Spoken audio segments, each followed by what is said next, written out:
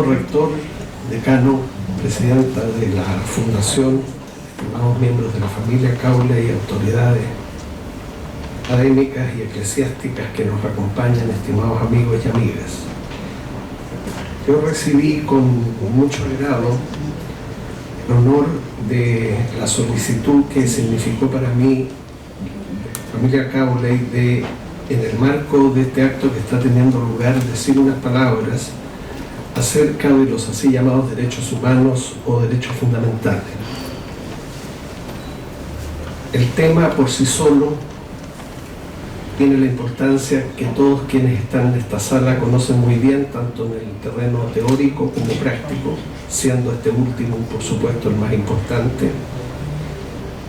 Y no me podía, ni se me pasó siquiera por la mente, negarme a la solicitud, además de ese motivo, el hecho del conocimiento personal y una cierta amistad, diría yo, con Percival Caule, a quien conocí como capellán en La Moneda en el gobierno de Ricardo Lagos. William Caule, tengo un vago recuerdo de él de la década de los 80, era una figura así conocida y nombrada siempre con admiración en nuestra región, y es probable que haya estado alguna vez con él en la casa de Eduardo Vargas Herrera, entonces director del canal de televisión de esta universidad, de quien yo era su subdirector, una persona también sumamente estimable. Creo recordar que todos se referían a él como Willy Caule, de una manera familiar y afectuosa. Pero claro, estoy perfectamente consciente, como se ha recordado hoy, del aporte que él hizo en la lucha por los derechos humanos. La importancia de los derechos humanos está no en que se declaren, sino en que se protejan. No sacamos nada con declararlos en textos constitucionales o en tratados internacionales si no hay garantía de que van a ser respetados y que cuando no lo son se pueda reclamar eficazmente de la violación a ellos. Pero lo más importante aún en materia de derechos humanos, como se ha recordado hoy por la presidenta de la Fundación, es la labor que determinadas personas, particularmente en el caso chileno, hicieron en favor de las personas que sufrían violaciones a los derechos humanos. Hay algunos que pensamos sobre los derechos humanos, pero hay algunos que de manera muy intensa y muy arriesgada hicieron mucho más que eso al asumir en tribunales, pero también en cárceles, también en la calle, la defensa abierta de personas que en nuestra zona o en el país sufrieron los horrores de la dictadura militar. De manera que querría detenerme un instante para, de verdad, a esas personas, algunas de las cuales están aquí, rendirles homenaje. Probablemente una de ellas o de ellos debería estar en este momento hablando y no una persona como quien les habla. Percival Caule lo conozco mucho más, como dije, teníamos largas y a veces interminables conversaciones en La Moneda que no eran sobre política contingente, eran sobre temas religiosos, teológicos, hasta donde yo puedo inmiscuirme en ello, con discrepancias, claro, pero que no las podía llamar discrepancias, sino maneras de ver el tema muy disímiles. Pero no más conocerle, yo percibí en él eso que a falta de una mejor palabra podemos llamar humanidad. Hombre profundamente humano, sensible, divertido, con gran sentido de humor, es de esperar que llegue pronto y que nos podamos reír también con él en algún momento, muy libre de pensamiento y de una cabeza y de un corazón muy abiertos a entender a una persona descreída como yo en ese plano. No digo no creyente, porque los que no creemos en Dios, perdonen que haga esta confesión, creemos en muchas otras cosas. Por ejemplo, los derechos humanos. De manera que yo no acepto la denominación de no creyente. Yo creo muchas cosas en muchas personas, algunas de las cuales están aquí incluso. Bueno, pero no quiero seguir en este plan de confesiones personales, seguido viendo a Percival con frecuencia, con relativa frecuencia, y no me pierdo las columnas y cartas que él envía a la prensa chilena, porque siempre, sin excepción, antes de leer ya sé que voy a estar plenamente de acuerdo con él, y con esa tremenda libertad para dar sus puntos de vista, a veces polémicos, pero dichos con franqueza, con conocimiento de causa y con esa humanidad, repito, que lo caracteriza. Cuando él salía de los padres franceses de Viña del Mar el año 50, y yo tenía 6 años y probablemente estaba entrando a las preparatorias de ese entonces, de manera que no tengo recuerdo de él en ese colegio del que yo fui justamente expulsado a los 12 años de edad. No tengo ningún reproche que hacerle a ese colegio, me expulsaron con toda justicia. Yo realmente era un niño malo.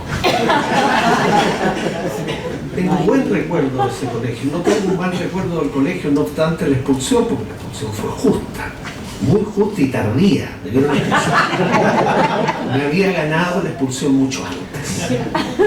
Después algo mejoré, probablemente no sea malo ahora, pero tampoco he alcanzado ningún estado que pueda ostentar yo como ejemplo para los demás.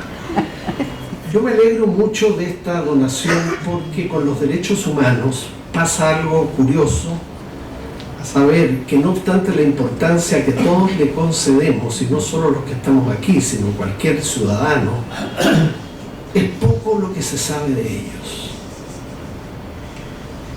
Las personas, si fueran interrogadas caminando por la calle con la pregunta introspectiva, dígame usted qué son los derechos humanos, tal vez no pasaríamos de contestar cosas como, bueno, son unos derechos muy importantes. Bueno, son derechos fundamentales. Es correcto. Es probable que agregarían son derechos de todos, y eso vuelve a ser correcto.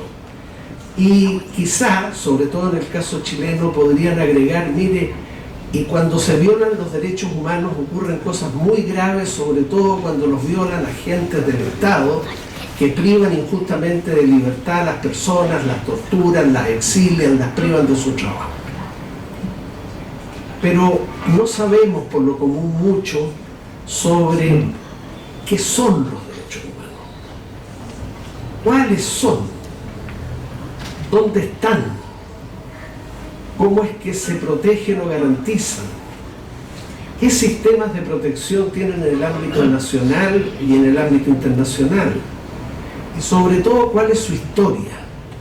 Ignoramos mucho la historia de los derechos fundamentales, lo cual es grave porque los derechos humanos son una creación humana, un invento del hombre y de la mujer.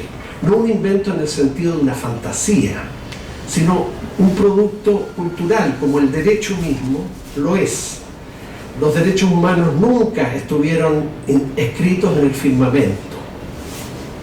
Los derechos humanos no están esculpidos en la naturaleza racional del hombre, como se dice a menudo. Los derechos fundamentales tampoco están ocultos en la naturaleza de las cosas.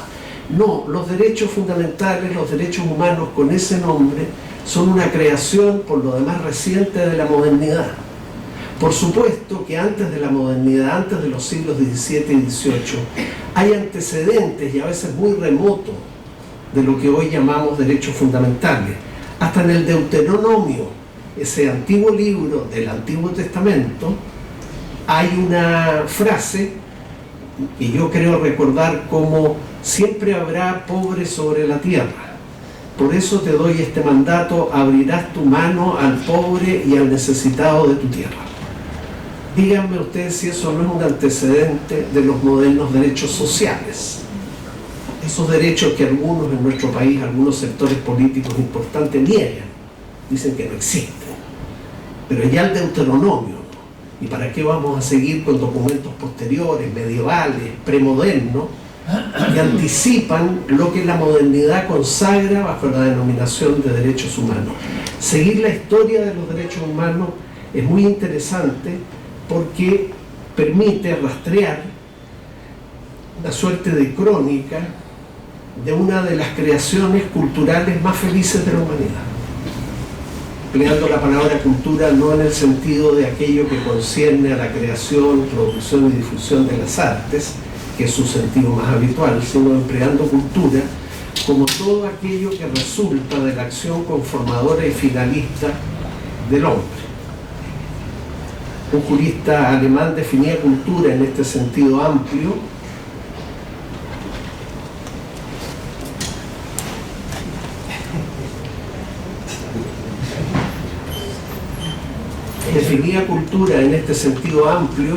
de una manera tan breve y bella como esta. Cultura es todo lo que el hombre ha sido capaz de colocar entre el polvo y las estrellas.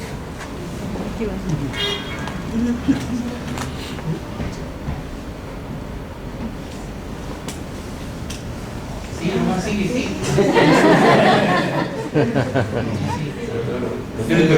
Sigue, por favor.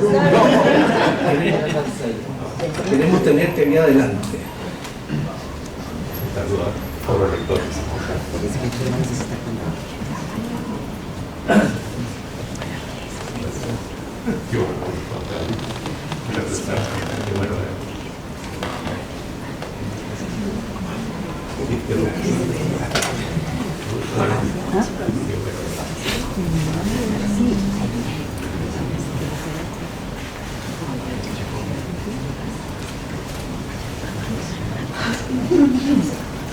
Bueno, antes de que tú llegaras, Percival, yo recordé mi paso por los Sagrados Corazones de Viña del Mar, de los que tú saliste en los años 50, yo venía entrando, recordé que fue expulsado de ahí, justamente, no tengo ningún reclamo que hacer. Recordé también nuestras conversaciones en La Moneda, que nunca tuvieron que ver con política contingente, sino con otros temas que nos interesaban a ambos, los que de alguna extraña manera siempre nos entendimos en el terreno humano. Bien, decía que la historia de los derechos humanos alecciona al modo de una crónica de una de las creaciones más felices en la historia de la humanidad. No encuentro yo mucho sentido que el ser humano, que es capaz de crear o producir cosas tan importantes, no solo en el terreno de las artes, música, sino también en el terreno del derecho, de crear o producir los derechos fundamentales, no asuma como propia esa obra y la remita a la naturaleza, a Dios, a abstracciones en circunstancias de que es una producción que proviene de él mismo. Me llama la atención eso y por supuesto me lo llama negativamente, pero claro, hay distintas maneras de interpretar los derechos fundamentales. Mi interpretación es una interpretación ligada a la historia de los mismos, repito, como una producción humana, como una de las creaciones más felices en la historia de la humanidad, porque desde que bajo ese nombre se crean en los siglos XVII y XVIII los primeros textos de derechos humanos verdaderamente tales, son de recién en ese momento. La historia posterior ha sido también muy auspiciosa, muy feliz, no tanto en términos de respeto, pero a lo menos en términos de protección y garantía en el plano nacional e internacional.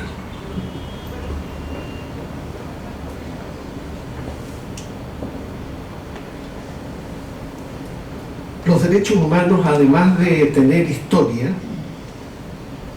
admiten, como señalé al comienzo también, y mis palabras van a ser breves, una aproximación teórica y un trabajo práctico.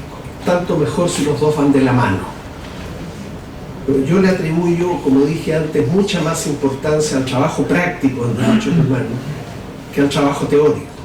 Pero ciertamente que el trabajo teórico, de alguna manera, creo yo, orienta, guía o sostiene hasta donde se puede el trabajo práctico en materia de derechos humanos y de defensa de quienes sufren violaciones en ellos. Pero me sorprende, como decía también al comienzo, el poco conocimiento que hay de ellos.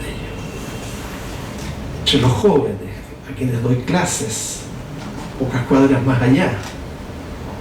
¿Por qué si yo venía del Seminario San Rafael de la calle Santa Elena y vine a estudiar Derecho, no me detuve aquí y seguí 3 cuadras más allá? Bueno, un día podemos conversar eso. No tengo una respuesta, tal vez una rara intuición. pero eran dos y siguen siendo dos muy buenas escuelas de derecho, ambas eran alternativas. Bueno, incluso a nivel de no solo jóvenes, sino de profesionales, si nos interrogaran sobre qué son los derechos humanos, diríamos cosas exactas como las que mencioné antes: derechos importantes, derechos fundamentales, derechos de todos, derechos cuya violación ofende mucho, cosas así, pero probablemente no podríamos pasar de eso. Las personas tienen derechos, pero no todos los derechos que las personas tienen son derechos fundamentales. Por ejemplo, si yo compro algo y pago el precio por ese algo, tengo derecho a reclamar del vendedor la entrega de la cosa, así como el vendedor tiene derecho para reclamar el pago del precio por mi lado. Ese es un derecho puro y simple, común. No es de todos, es simplemente de las dos personas que intervinieron en ese contrato. No todos pueden reclamar la entrega de la cosa, sino solo el comprador. No todos pueden reclamar el pago del precio, sino solo el que vendió. Pero hay una clase de derechos, y por eso se llaman derechos fundamentales, que adscriben a todo individuo de la especie humana por el solo hecho de ser tal, con independencia de cualquier consideración de tipo étnico, económico, social, posición económica, etc. Derechos que, por lo mismo, se diferencian de los derechos comunes o corrientes en que su titularidad es universal, porque en lo que se basan finalmente es en la idea de dignidad de la persona humana. Una idea algo abstracta. Hablamos comúnmente de dignidad, dignidad humana, dignidad de la persona humana, pero todos más o menos intuimos lo que queremos decir: que todos los individuos de la especie humana, con independencia de cualquier factor que las diferencie, son iguales en dignidad, es decir, iguales en valor, y tienen derecho a una pareja consideración y respeto, y a no ser tratados nunca como medios, sino como fines en sí mismos. Una idea como esa de dignidad de la persona creo que es fácilmente compartible. Y en consecuencia no es raro que, si todos participamos de la misma manera, si todos somos iguales en dignidad, en valor, si todos tenemos la misma necesidad y derecho a una pareja consideración y respeto, si nadie puede ser tratado como medio al servicio de otros, sino como un fin en sí mismo, no es raro entonces que en un momento de este proceso y progreso civilizatorio la humanidad haya dicho: en nombre de esa dignidad vamos a atribuirnos unos derechos en calidad de fundamentales cuya titularidad corresponda a todas las personas sin excepción. Hay que apoyar pues la información sobre derechos humanos para pasar a un mejor conocimiento de los mismos y ojalá para instalar alguna vez una cultura de los derechos humanos. Y ciertamente esta donación entregada a una escuela de derecho que la va a cuidar y la va a poner a disposición de quienes quieran saber más de los derechos humanos hace una contribución muy importante en ese sentido. Si no nos informamos sobre los derechos humanos, nunca llegaremos a conocer sobre derechos humanos. Si no adquirimos conocimiento sobre los derechos humanos, nunca tendremos en el país una auténtica cultura de los derechos humanos. Ese es el tránsito, camino que hay que recorrer, sin esperar a que otros nos informen o brinden conocimiento y consigan instalar esa cultura. Hoy en día hay una tendencia, particularmente entre los jóvenes estudiantes universitarios, a que los informen, en circunstancias de que hoy día más que nunca antes en la historia de la humanidad es posible informarse por sí mismo. Con 2 o 3 golpes de tecla en el computador es posible acceder fácilmente a la abrumadora cantidad de información que hay sobre derechos humanos, para, aprovechándola, pasar al conocimiento acerca de ello y para pasar más tarde colectivamente del conocimiento a una mejor cultura de los derechos humanos, de manera que es inexcusable que alguien diga: sí, son derechos importantes, sí, son derechos fundamentales, tendríamos el deber de saber más.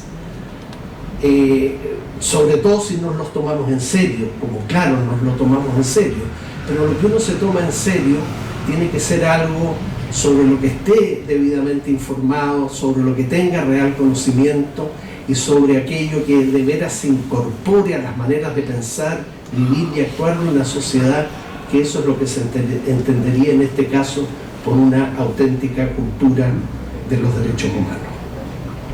De manera que este acto de hoy no solo tributa a dos personas estimables y queridas en el campo de los derechos fundamentales como Percival y su hermano, sino que en la medida en que va a colaborar a una mayor información, difusión, conocimiento y cultura de los derechos humanos, ayudará a suturar este déficit, esta carencia, que admitámoslo con franqueza existe, incluso en Chile, un país que durante 17 años padeció violaciones tan graves, tan sistemáticas, tan masivas, porque no estamos hablando solo del 11 de septiembre del 73, sino de 17 años, uno podría pensar que dispondríamos de un mejor conocimiento sobre los derechos humanos, de una mejor cultura, y la verdad es que no la tenemos, y hay que celebrar esta donación por cuanto apoya lo que acabamos de decir.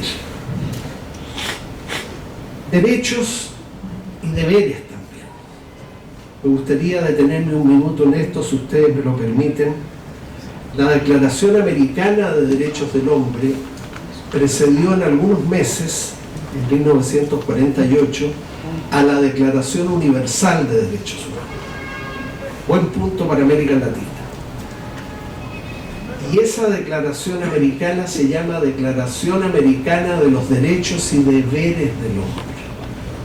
Y hay un capítulo sobre los deberes, eso sobre lo que nadie quiere escuchar hablar, salvo que se trate de los demás.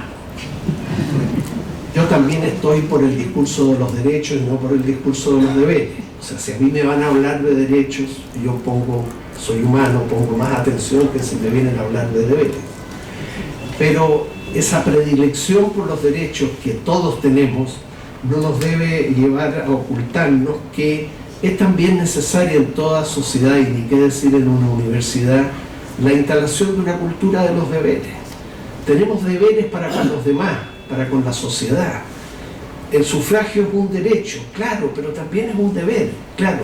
Nuestro Parlamento, en un arranque, no quiero decir populista, en un arranque de infantilismo, de congraciarse con las generaciones jóvenes que desprecian en su mayoría la clase política y que no la aprecian más porque dieron el voto voluntario, pero que los que movió fue eso, una pura demagogia, en nombre de que tratándose de un derecho el sufragio no podía ser un deber.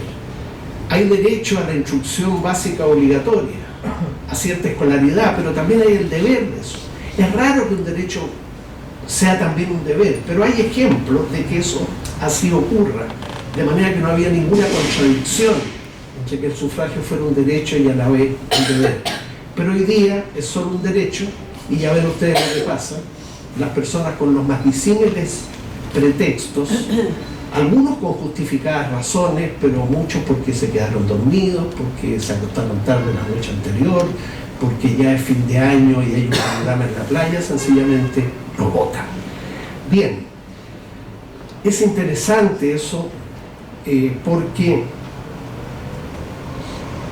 los deberes que tenemos para con los demás y los deberes que tenemos para con la sociedad, pagar impuestos es otro deber.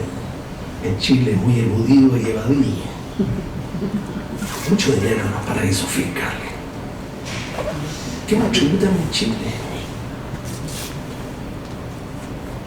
Son fortunas, patrimonios producidos en este territorio con trabajadores chilenos, con leyes chilenas, con instituciones chilenas, pero para afuera. Perdonen este alcance, pero este es un país con una justicia tributaria muy débil. No soy experto en derecho tributario. Ahora se va a discutir, o se está discutiendo una reforma tributaria, y nuevamente se pone de manifiesto la inequidad, yo prefiero decir injusticia tributaria manifiesta que existe en un país donde proporcionalmente está probado, así nomás sea por el pago del IVA, que quienes menos ingresos tienen pagan proporcionalmente más impuestos que los más ricos del país. Bueno, pero no quiero, para ya ir terminando, apartarme del tema. Solo querría señalar que alguna vez en uno de los muros de la Universidad Complutense de Madrid vi escrito yo un pintado que me llamó mucho la atención. Aprobar es un derecho humano. Yo se los recuerdo a mis estudiantes todos los años y les digo, lo peor es que parece que ese estudiante escribió en serio. Y muchos estudiantes también se lo creen. En circunstancias de que aprobar no es un derecho siquiera, menos un derecho humano. Aprobar es una conquista, un logro que depende en una medida muy importante del esfuerzo de los propios estudiantes. De manera que no vayan ustedes a creer que cuando se hablan de deberes en una universidad, el que habla de deberes por ese solo hecho es un hombre ya mayor, cansado, reaccionario, ¿no? Que no cree en los derechos, que viene a reemplazar los derechos por deberes. Nada, la cultura de los deberes es perfectamente compatible con una cultura de los derechos. Primero los derechos, por supuesto, pero sin olvidar los deberes que tenemos a veces para con nosotros mismos, para con los demás, para con la sociedad. Uno de los procesos más felices por los que pasaron los derechos humanos desde la modernidad hasta nuestros días es el proceso de positivación de los mismos. Es decir, su incorporación a textos constitucionales y legales de los países a nivel de los derechos nacionales o internos, y posteriormente, a partir del año 48, en declaraciones, pactos y tratados de derecho internacional. De manera que, reitero, no hay que mirar al firmamento para saber cuáles son los derechos humanos. No hay que cerrar los ojos e interrogar a nuestra naturaleza racional. No hay que preguntarse cuál es la naturaleza de las cosas. Hay que consultar cuáles derechos están en las constituciones políticas y en los tratados internacionales. Y cuando no están, pues lo que hay que hacer es luchar porque estén, pero no contarnos en cuenta de que no estando son derechos que podamos eficazmente reclamar. La positivación de los derechos humanos, su incorporación como catálogo a los textos constitucionales y a los tratados internacionales, le dio a estos derechos una base de sustentación objetiva, que ya no depende de lo que a cada cual se le ocurra decir en materia de derecho humano. Este es un derecho humano, este no es un derecho humano. Sí, esa discusión estará siempre abierta, pero una referencia que no digo cierre esa discusión, pero que a lo menos la acota, son los textos nacionales e internacionales que recogen a los derechos humanos y que los consagran en ese carácter, pero no solo consagrándolos, sino, reitero, garantizándolos, porque la mera declaración no basta, y tratando de controlar sobre todas las autoridades públicas para que no incurran en violaciones de esos derechos. Es mucho, pues, lo que los derechos fundamentales ganaron con su incorporación al derecho positivo de los Estados y también, desde luego, al derecho internacional, hasta el punto de que podemos decir hoy día que hay un auténtico derecho internacional de los derechos humanos. Acoto que uno de los tratados o pactos en materia de derechos humanos, el Pacto de Derechos Civiles y Políticos de la ONU, es del año 1966, suscrito por Chile, y del mismo año es el Pacto de Derechos Económicos, Sociales y Culturales, del año 66, es decir, más de medio siglo. Sin embargo, parte de la prensa chilena, sectores políticos chilenos, columnistas chilenos, afirman que los derechos sociales, el derecho a la atención sanitaria, a la salud, a la educación, a la vivienda, a una jornada laboral digna, a una previsión oportuna y justa, no son derechos. Son inventos de unos izquierdistas que le quieren meter la mano al bolsillo de los ricos. Esto yo lo he escuchado, ustedes también, y lo he leído.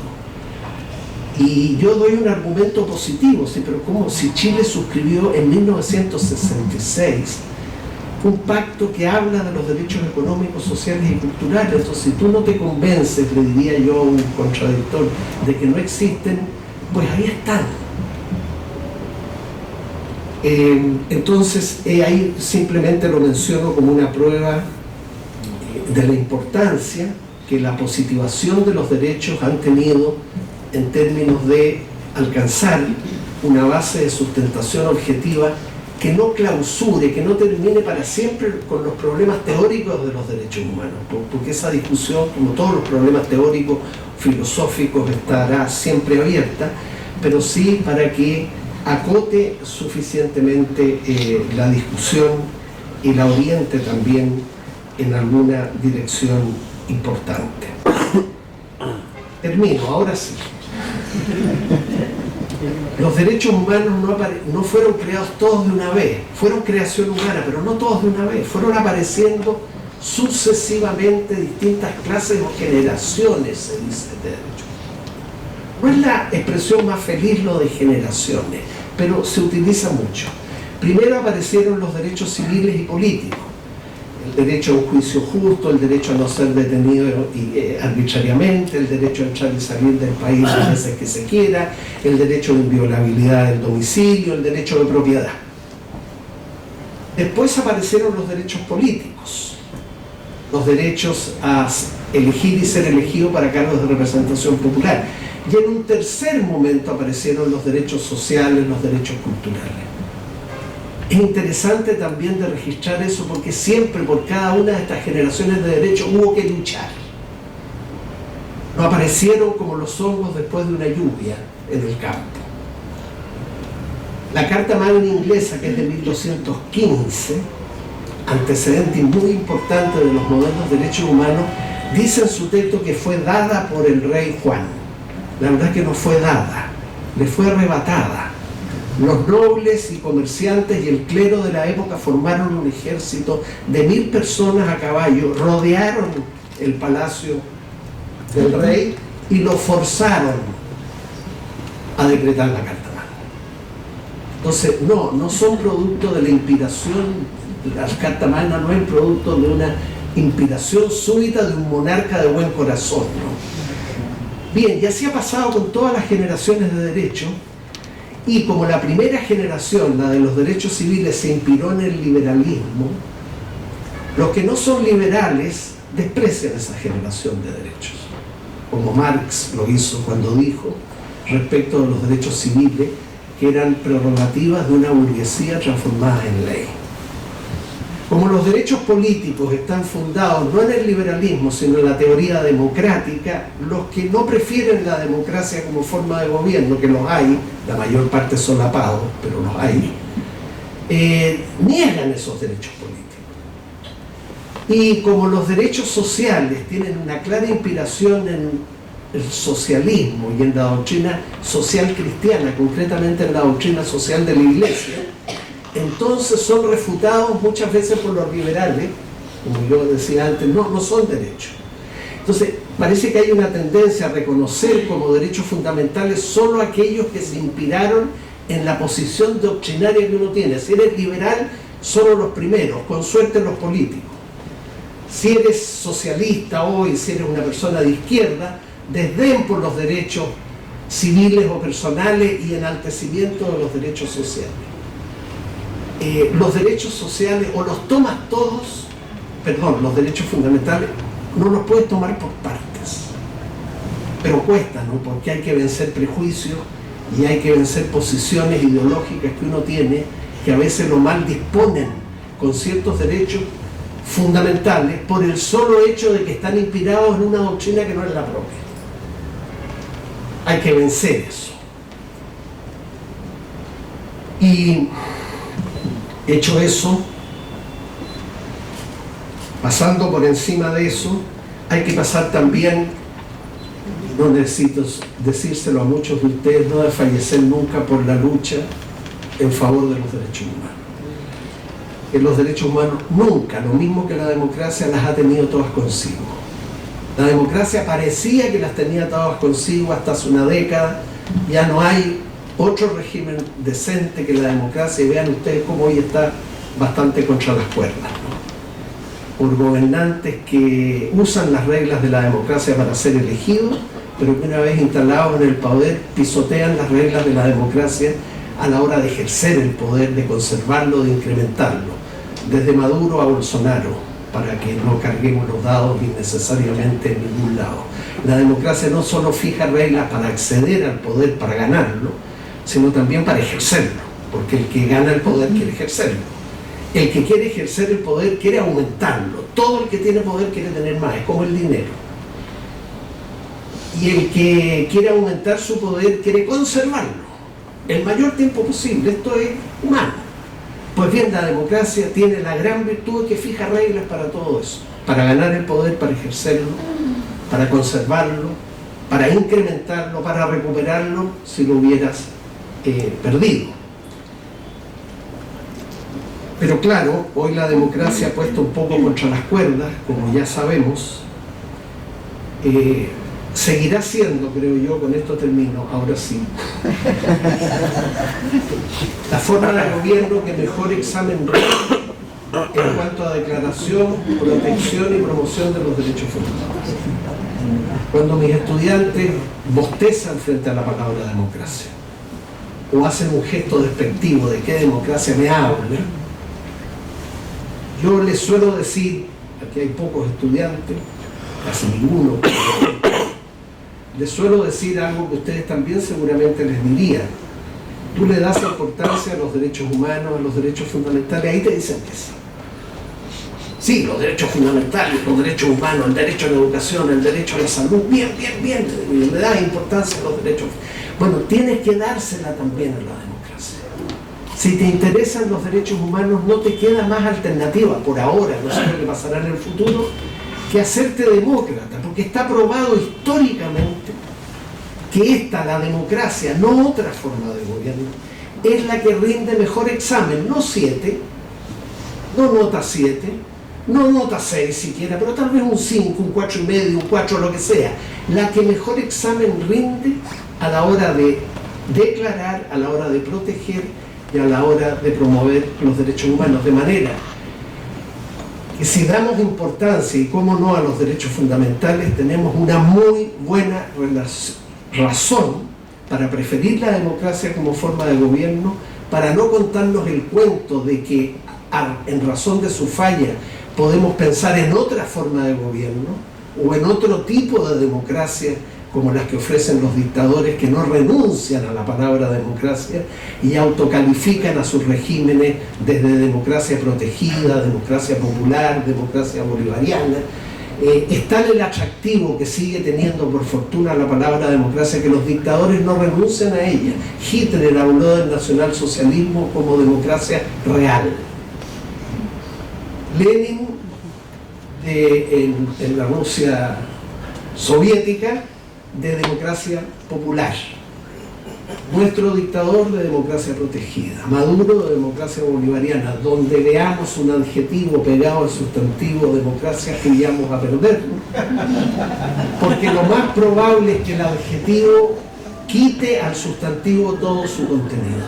Democracia nomás, no le pongas un adjetivo, porque en definitiva al adjetivarla de una manera que a ti te conviene, te estás aprovechando del prestigio del sustantivo, pero estás vaciándolo de contenido con la colocación de algún tipo de adjetivo abusivo.